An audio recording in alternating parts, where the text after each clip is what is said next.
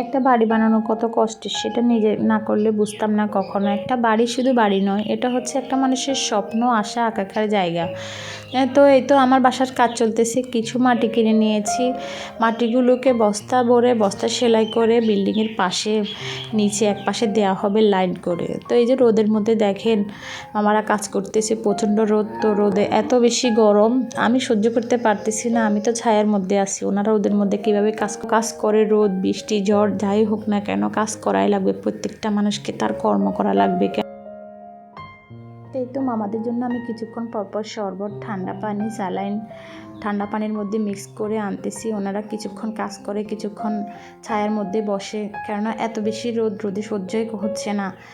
অতিরিক্ত তাপমাত্রা পড়তেছে। ভিডিওতে অবশ্যই আপনারা দেখতেছেন, দেখেন বাইরের কি অবস্থা, এত রোদ গরম আমাদের বাংলাদেশে। তো এই তো দেখি কি অবস্থা, ওই দিকের একটু ঘুরে আসি, দেখা যাক। ওনারা এদিকে কাজ করতেছে, আমি একটু ঘুরে আসি।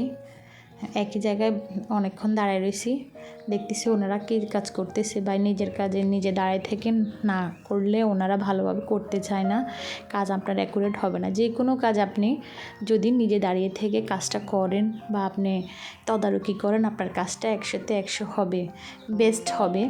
তো যে কোনো কাজ করার সময় চেষ্টা করবেন যে নিজে থাকার জন্য। তো এইদিকে ওনারা আবার কী করছে, ওই যে দেখতেছেন কিছু গাছকে পানির মধ্যে গেঁথে দিচ্ছে, যেন কেননা বস্তাগুলির সাপোর্টের জন্য এগুলো দেয়া লাগবে, যেন বস্তাগুলো ওইদিকে না পড়লেও এগুলো ধরে ফেলে।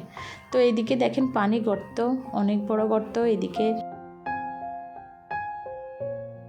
দিয়ে দিলাম। তো এই তো উনি চলে আসছে এদিকে, আবার বললাম না অনেক গরম পড়তেছে, ওনারা রেস্ট করতেছে, কিছুক্ষণ রেস্ট করে আবার কাজ করবে। তাই তো আজকে এই পর্যন্ত, আল্লাহ হাফেজ।